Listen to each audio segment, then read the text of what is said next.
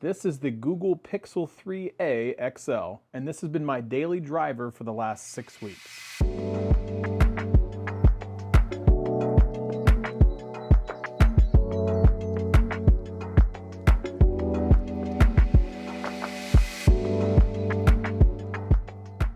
So in today's video, I'm going to tell you what I like about it, what I don't like about it, and whether or not you should buy it for the price point that it's currently at.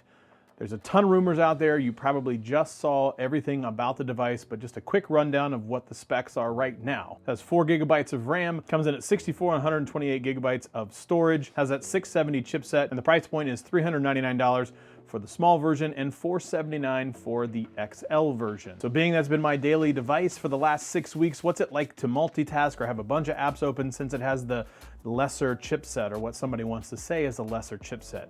So I can tell you right now, I would always have anywhere between 8 and 12 apps open at any given time, and I'm a very heavy user, so I'd switch between YouTube and music and multitasking with like Sheets and Docs.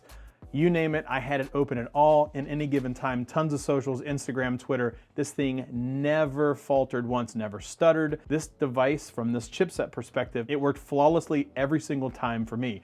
Now, I know that tech doesn't usually work like that always, but the point is that lesser chipset, I had 0 issues when I was using all of the apps that I use.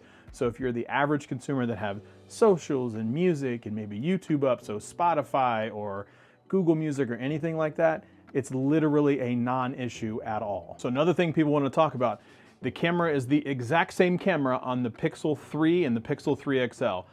I can tell literally no difference at all between any of the pictures that I take on the P3a XL and the P3 XL, literally the exact same camera, but at a much cheaper price point. So if you're looking to get amazing pictures, arguably the best in the business with this one that you can get in the US, the P3a XL or the P3a is a no-brainer in my opinion if you're looking at just the camera. Another thing that I liked about it is they talk about the stereo speakers, and I was wondering how in the world do they pull that off with the actual speakers, nothing at the bottom. Obviously you see there's nothing there.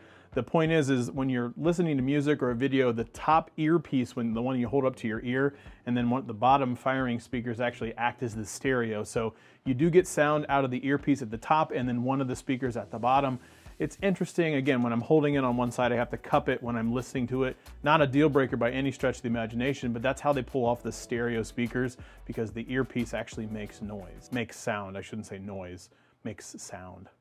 Again, one thing people talked about was the 64 and 128 gig, enough for the average consumer. I am not an average consumer. I use way more storage than the average consumer. 4K videos, a lot of photos, tons of apps, tons of things open, tons of things that I cache like music and videos. Google Movies is another one that I cache. And I've used about 60% of the storage on the 64 gig version that I have. Again, it gives my OCD and anxiety a little bit when I have to kind of make sure that I'm not running out of space. But the point is, for the average consumer, 64 gigs is going to be plenty. 128 gigs, even for a consumer like me, would again be more than enough. So the 64 gig version's plenty. Like if your mom or your dad or anyone looking to get in the Pixel brand, 64 gigs is going to be more than enough. I mentioned it before, I'm a very heavy user of the Pixel device, so I tend to blow through the battery on my P3 XL. The battery life on the Pixel 3a XL is the best battery life that I've ever had on any Google or Nexus device. Hands down, no question, the best battery life I've ever had on that brand. For me, this rivals the P20 Pro from last year. That thing had crazy battery life.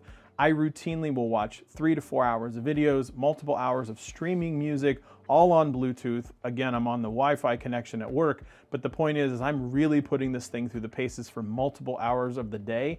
And by the time that I leave work, working anywhere between like 7:30 and 5, I would routinely leave work between 52 and 62% of battery life.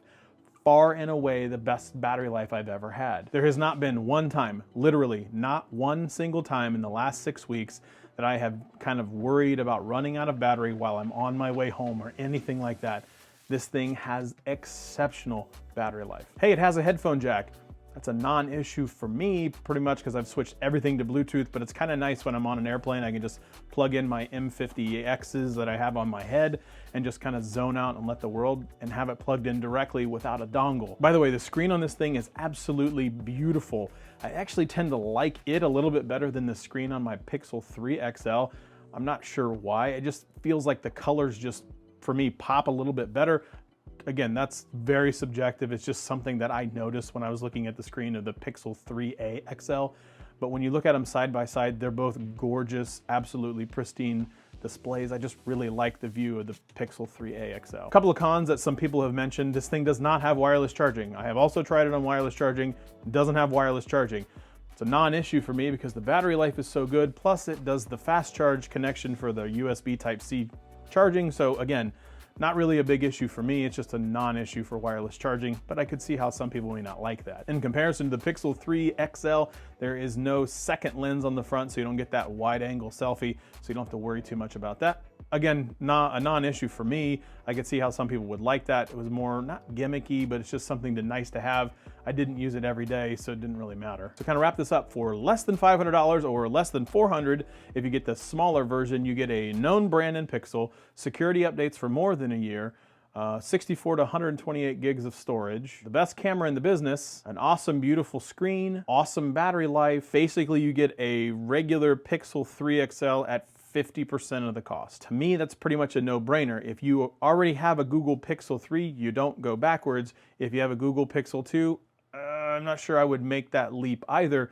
But if you're not in the Pixel brand at all, this is definitely a device that will get you inside the Google ecosystem from the device perspective. Super smart move because the price point is really good for everything that you get. I absolutely love the fact that Google's going in at the mid-market approach, but you get a lot of the same goodies because it's all software driven.